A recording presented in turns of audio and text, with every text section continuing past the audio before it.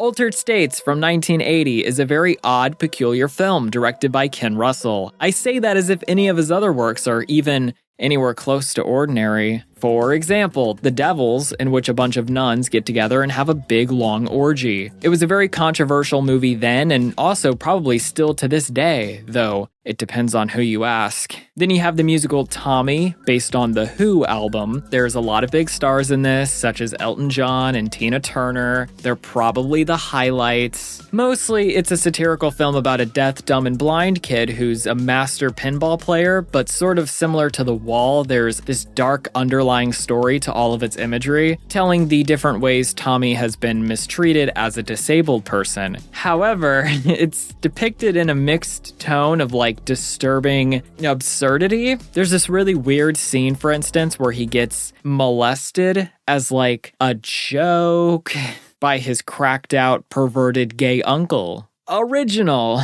In the same way as another musical from 1975, I'm sure it holds up very well, depending on who you ask. Anyway, Ken Russell did a bunch of other movies, but Altered States is the one we're focusing on today because I still don't know if I like it or not. I mean, I think so, at least in concept and visually. It's quite something. It did suffer through a lot of production issues, and perhaps that's where most of its problems stem from. Maybe, though we'll get into all of that a bit later. For now, Altered States goes something like this. The story revolves around Dr. Edward Jessup, played by debut star William Hurt. He's considered by most to be this peculiar, oddball psychopathologist grad student of Columbia University who's studying the various states of consciousness and specifically treatments for schizophrenia. The opening of the film takes place in the year 1967 and wastes no time setting up the primary methods Jessup and his good friend/assistant Arthur are using to carry out his experiments. And what the movie centers on, sensory deprivation conducted using an isolation tank, where he'll spend a few hours at a time experiencing countless hallucinations to better understand the farthest recesses of his mind. Most of the time, this imagery consists of either surrealist sexual ecstasy or is tied to his childhood trauma, the death of his father to cancer, and religious visions he claims to have had at a young age. However, after the death of his father, he stopped having these visions and over time lost much of his spiritual faith, though is still curious, on the search for truth, of God, and the overall human condition. At a faculty party, Edward meets a whiz kid named Emily, a fellow scientist getting her doctorate in anthropology. The two quickly form a relationship, and while hesitant at first over the longevity, wind up getting married. We then jump in time 7 years, placing us in 1974. Edward and Emily now have 2 daughters, one of whom is played by Drew Barrymore in her first film appearance. She's in here for a whole second. Edward is now a respected professor in the Harvard Medical School. However, he isn't fully satisfied with his life, and he has entered into a state of dull normancy. His marriage has been going sour, and he's eager, once reuniting with Arthur, to resume researching sensory deprivation, just like the good old days. We then learn that Emily is planning a trip to Africa to study primates, some subtle foreshadowing, while Jessup is traveling to Mexico to participate in a ceremony after learning of a tribe who have created a mystical potion that consists of mixed sacred hallucinatory mushrooms. These combined, allegedly, help unlock the deep genetic memory states of your mind to find your true original self, man, causing time and place-altering effects through intense euphoric trips. After returning home with a sample of the potion, he decides the best thing to do is to take the drug while in a sensory deprivation chamber, causing an even greater effect. You know, for science. From here, the movie becomes a wild cosmic horror, combining the visual body horror of something out of a David Cronenberg film. Edward becomes increasingly obsessed and hyper-focused on his work, believing he's on the cusp of something truly remarkable. His visions get even more manic the longer the experiment goes on for. For example, may I interest you in the nightmarish sequence through hell? The full moon became like blood. Burning with fire. As strong as this. It's very fun, I swear. Bring the whole family. I mean, it was released on Christmas Day. What a way to get into the spirit, you know? It's beginning to look a lot like I'm having an existential crisis. Oh, wait a minute, hold on. Did I mention at one point he reverts back to monkey? Yeah, so apparently the effects from the experiment have externalized and he's in the process of regressing down the evolutionary chain back to the beginning of humanity. So, what? But it doesn't end there. He's still willing to test his body beyond all preconceived fundamental laws of science, regardless of the repercussions, because, well, he's probably a Taurus. In the climax of the film, he takes one final dose of the potion, steps back into the tank, and oh god, energy begins jolting through his body as he physically transforms into primordial matter as the voltage of energy becomes so powerful that it destroys the deprivation tank, sending Eddie into like a whirlpool of energy sucked through time and space to the formation of our galaxy, and my head hurts. Oh no, my brains. Emily goes in to retrieve him to pull him through the center of the universe, and yeah, that's it. Everything's okay. They go back home to rest, and psych! In the most rushed turn of events, they form back into this primordial matter of electrons and cells, and it turns into the inspiration for the music video of a-ha's Take On Me. He snaps between various stages of human evolution until finally reaching human form. This time he saves Emily, and happily ever after. Or something. So what the fuck was that all about? As I compose myself real quick. Well, firstly, it's fair to say that the film is an obvious retelling of, or at the very least draws a lot of narrative inspiration from the classic Dr. Jekyll and Mr. Hyde. An intelligent scientist who uses extreme, untested methods to conduct research to try and understand more about the human mind and the duality of human nature, to explore primal human instincts. However, as these studies begin shifting into more of a fixation, the feeling of being on the edge of a scientific breakthrough, they become consumed and begin physically transforming into a personified image of something more abstract that is representative of their field of work and what they were originally searching for. It questions how real these experiences are, even if it's just in the mind of the person conducting them. Edward's fellow colleagues have their own biases they use to counter his alleged shift in genetic structure, only accepting concrete evidence and are not willing to engage or reason with what they deem implausible, thereby preventing an openness to understand the reality that they can't personally comprehend from their perspective. Mason, another researcher for instance, believes his intelligence is being challenged here, so he simply calls bullshit to the whole thing. I'm a professor of endocrinology at the Harvard Medical School. I'm an attending physician at the Peter Bent Brigham Hospital. I'm a contributing editor to the American Journal of Endocrinology, and I'm a fellow and vice president of the Eastern Association of Endocrinologists and president of the Journal Club.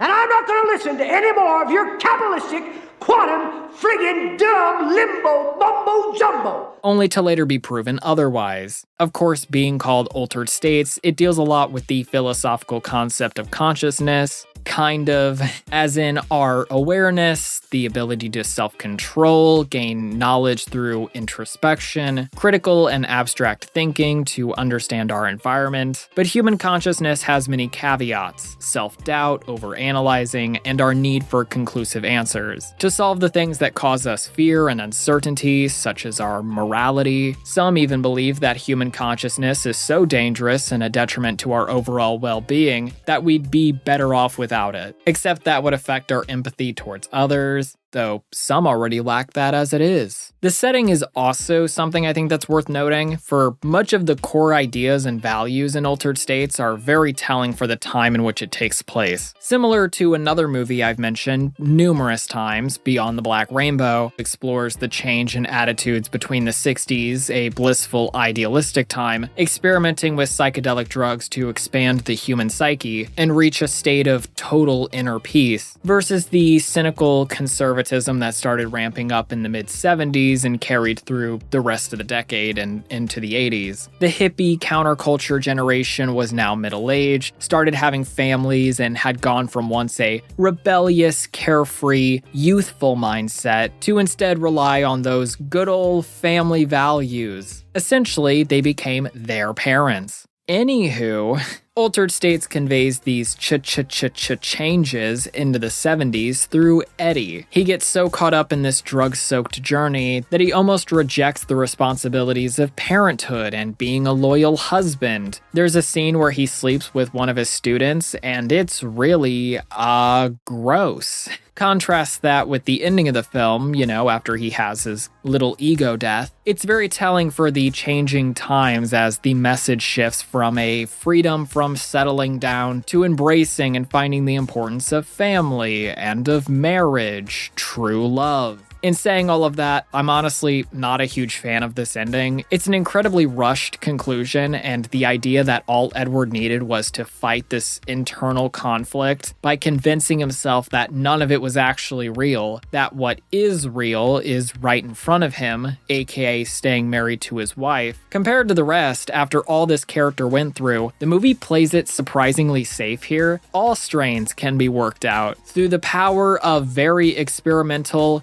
primitive CGI. It's very sweet, don't get me wrong. I can sympathize enough with the message that our existence is ultimately dependent on our relationships towards others, and that itself is key to the human race. But it seems to me something is missing. I think it's their chemistry. I just didn't buy it. That he needs to be in love with her the same way she feels towards him. Sometimes marriage doesn't work out, and that's also okay. Ending things can be beneficial. I feel it's a more complex topic and the film chalks it up in an easy, quick way. Maybe it could have been executed better? Or perhaps it's a byproduct of the time it was made in, and something else we should talk about. I mentioned earlier that Altered States faced many problems in its development, which caused the end result of the picture to be not terrible, but let's say somewhat lackluster. Is that fair? Is that a hot take? Originally, Altered States was a novel written by Paddy Chayefsky in 1978, and the adapted screenplay for the film was also written by Chayefsky. The novel was largely inspired with some creative liberties by real-life physician and neuroscientist John C. Lilly and his research on sensory deprivation conducted in isolation tanks under the influence of mostly LSD. He actually invented the first of these tanks way back in the 50s. The idea was that if we isolated someone's brain from any stimuli, complete silence and total darkness, floating in confinement for extended periods, that person would fall into altered states of consciousness. Now take some LSD before doing this, and, well, enjoy the show.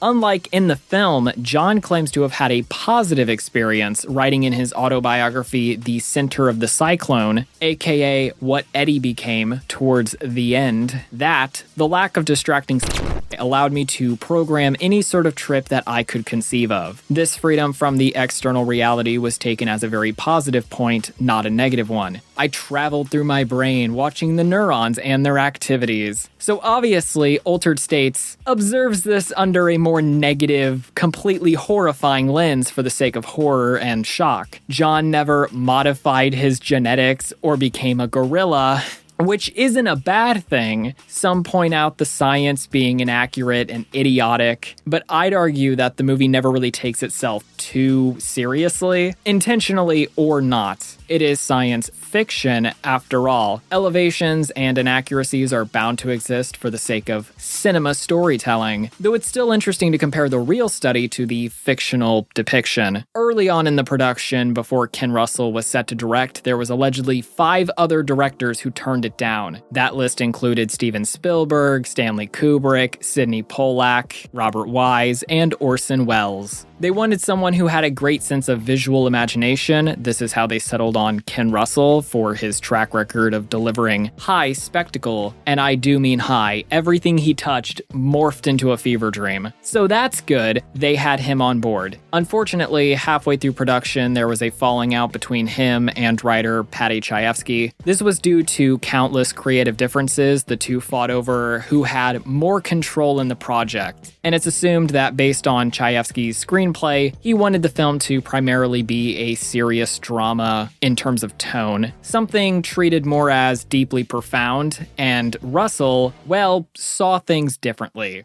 Critic Janet Maslin had this to say about the two not seeing eye to eye in her review. The direction, without being mocking or campy, treats outlandish material so matter-of-factly that it often has a facetious ring. The screenplay, on the other hand, cries out to be taken seriously, as it addresses, with no particular sagacity, the death of God and the origins of man. It was two personalities, and they didn't get along or have much in common. However, Chayefsky had a clause in his contract stating that none of the words in his script could be altered from their original state. Despite this, during shooting, Russell must have found a loophole by having the actors deliver their lines at rapid-fire urgent speed, or by reading their lines while eating something. So we couldn't really make out what exactly they were going on about. Apparently, I entered a very primitive consciousness, and all I can remember is what was comprehensible to that consciousness. I don't remember, at least not clearly, how I got out of the tank room. This lack of trust in the other to collaborate effectively resulted in Chayefsky stepping down from the project, and by the end, he was heartbroken over years of hard work and passion poured into not only writing the novel, but also the screenplay, only to feel personally insulted by the disingenuous way Russell put his words to screen. Later, he disowned the film by having his writing credits removed before dying of cancer the following year. I can definitely say that the tone throughout the movie is very inconsistent. Sometimes it feels like it wants to be a romantic drama between two people I barely know and honestly don't care a whole lot for as much as I think I'm supposed to. Other times it wants to be a silly creature feature with a bunch of gibberish science tossed in for flavor. Many people have often criticized the transformation around 2/3 in as being not only ridiculous, but also slows everything else down, and understandably so. Jessup just kind of runs around as a primordial human for 10 whole minutes. It's a little dull, and probably could have been improved if it went really absurd. That said, some stuff seems to be half wanting you to believe the realism and the other half wanting you to laugh. It comes across as more of a farce at times. It's a bit of a strange, complicated mess, sort of like the human race. So yeah, that's Altered States. Is it good? Yeah, perhaps. Who's to say? I watched it, and yeah, it was a movie. I've seen some weird shit before, and trust me, this is by far one of them. I enjoyed it though, for what it was, so go check it out, I guess. Or don't, I don't care. Thanks for watching though. This is always the awkward part where I have to try and end the video in a way that's at least, somewhat professional. Be sure to like and ring the subscribe. This is awful. Share the video with a friend if you have one. Let me know what you think of Altered States. Do you too think it's a totally bizarre nightmare that must be stopped before it infects us all? Okay, that's it. That's the video. See you in the new year, which is almost here, so I need to end this right now. Goodbye.